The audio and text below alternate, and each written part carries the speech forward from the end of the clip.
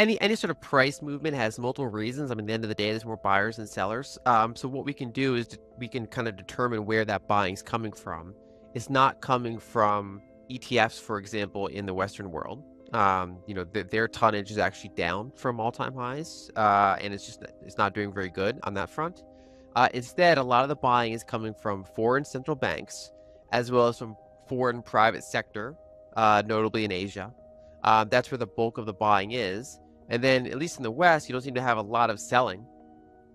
Retail numbers are improving in the U.S. So, for example, with Costco introducing gold, there are more access points for it. So, some of the bullion dealer numbers seem to be decent. So it is fairly broad, but it is more sovereign and more Eastern focused. And I guess one of the things that's remarkable about it is that the price is doing pretty well, despite the fact that nominal interest rates and even real interest rates are fairly high, which is normally a pretty significant headwind. Also, the dollar index is strong, and so the fact that gold is doing this well despite headwinds, I think has a lot of information in it. Despite high nominal interest rates and a strong dollar, gold is performing remarkably well. Recent data reveals that foreign central banks, especially in Asia, are the primary buyers, while Western ETF holdings are on the decline. For instance, US retail numbers are improving, with Costco introducing gold, providing more access points for consumers. This shift indicates a strategic move by central banks, with gold holdings rising since 2009. Interestingly, since 2014, foreign central banks have also reduced their accumulation of US treasuries, influenced by a strong dollar and strategic diversification. This trend highlights a significant shift towards a multipolar world economy, where diversifying reserves, including gold, offers security against potential geopolitical risks and financial uncertainties. As gold becomes a key asset, its performance in the face of traditional economic headwinds carries valuable information for investors and policymakers alike. So they have an amount that's like 30-some thousand tons, all central banks combined. And the history of that is that, during the 80s, 90s, 2000s, that overall tonnage was generally on a gradual decline in the world. And it bottomed in 2009, and then started gradually going back up from there.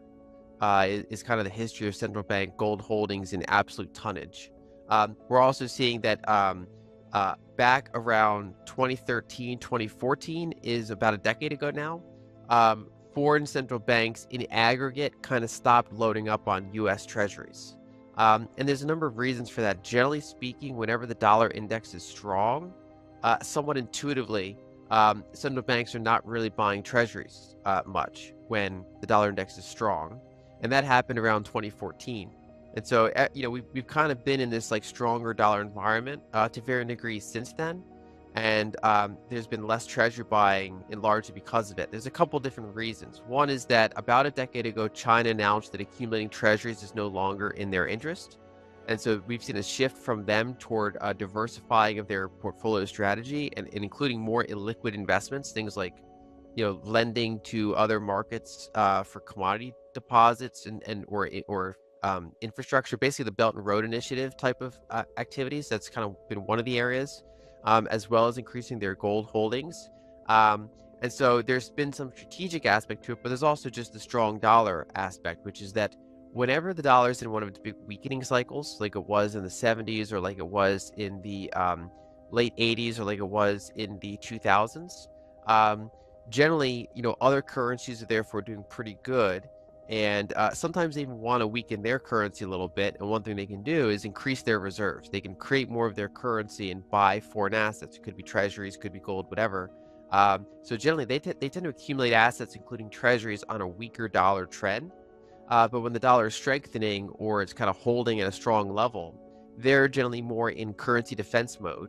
And so they're usually not increasing their reserves by very much. Now, that's as a group. You could still have individual countries that are acting out of the average, but as a group, their debts, their like dollar debts, are generally harder because the dollar is stronger now.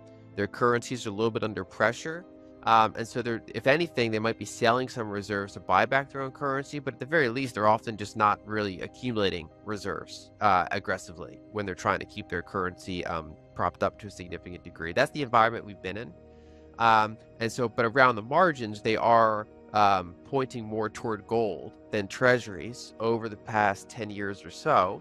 And I think there's a number of reasons for it. I mean, basically, during the entire kind of post GFC decade, treasury, short-term rates were held at near zero. You also had this increasing kind of, I would argue, a multipolar tendency in the world. So any sort of U.S. security, treasury security, stock security, corporate bond security, whatever the case may be, those are freezable assets.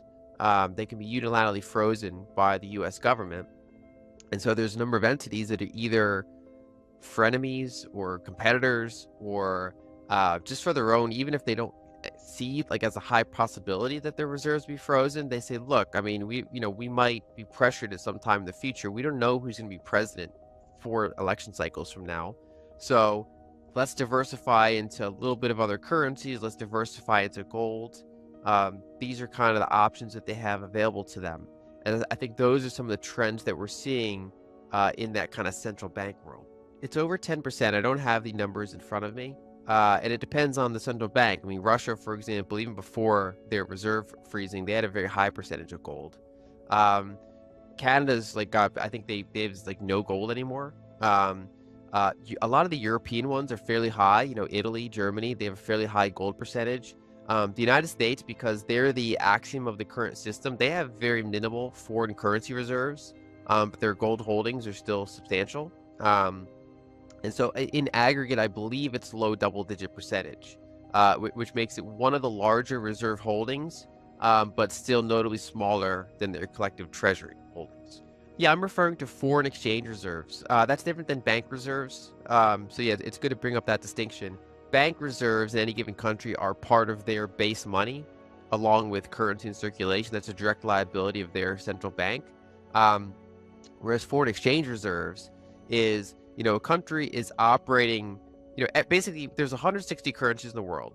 And you can kind of think of them like arcade tokens, where they're all these kind of, some of them are pegged, some of them are free floating.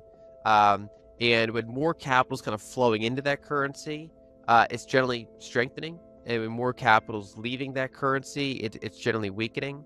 And that's also partially dependent on the supply and demand of that currency, right? If Argentina's currency is expanding at a very rapid rate, not a lot of people want it. And also the supply keeps increasing, so that's going to keep deteriorating, diluting against other currencies, for example. I think that's a fairly extreme case. But in a more marginal case, generally speaking, if a currency is weakening too much, they want to be able to have something that they can sell and then buy back some of their own currency with. Basically, all these currencies are being bought and sold. Many of them, something like 90% of FX transactions, and FX is a massive market, something like 90% of them have the dollar on one side of the transaction. And so there's not a lot of volume between different currency pairs. They're mostly like, if you want to go from one currency to another currency, it's often your currency to the dollar and then the dollar to that other currency. That is changing a little bit because, say China and Russia are doing more direct, swaps now and things like that. But in general, that's still the case globally. And so a lot of, and also, for example, most international contracts are denominated in dollars. Most global capital, like if an investment company in Germany lends to a corporation in Brazil, for example, even though the dollar is neither of their currencies, that's likely going to be in dollars. The euro is the second biggest, but it's a distant second. So the dollar is by far the biggest currency used for international lending. So denomination of international contracts, denomination of international lending, and most for oil sales, that'd be part of international contracts. And so the purpose of having reserves is a fewfold. One is that they can defend their own currency. They can sell some of their reserves to buy back some of their own currency, or inversely, if they want to weaken their currency, they can create more currency and use it to accumulate reserves. That's one tool. A second one is that if they have various entities in their country, for example, corporations or banks that are doing dollar financing in one way, they might have dollar debt. This is particularly true for emerging markets. um, the central bank wants an option to be able to bail those out if they have a crisis. So they want to be able to lend dollars to those corporations, so that they don't just nominally default every time there's a recession. And so they kind of maintain stockpiles of that. And of course, central bank swap lines can increase that flexibility, but they don't want to have to rely on those necessarily because they might not be given them by the Federal Reserve. And so they often hold a number of quote unquote kind of hard monies. And the dollar is considered hard just because, for example, if Brazil's holding dollars, they can't print dollars. From their perspective, that's a hard asset. And from the international perspective, even though it is diluting over time. But because that's what, a lot of their contracts are denominated in, their debt denominated in, that's a big tool for them. And gold is something that is, over time, it holds up well versus dollars and treasuries, but it can have a decade where it, underperforms. And then also it is volatile compared to the unit of account of those liabilities and those international contracts.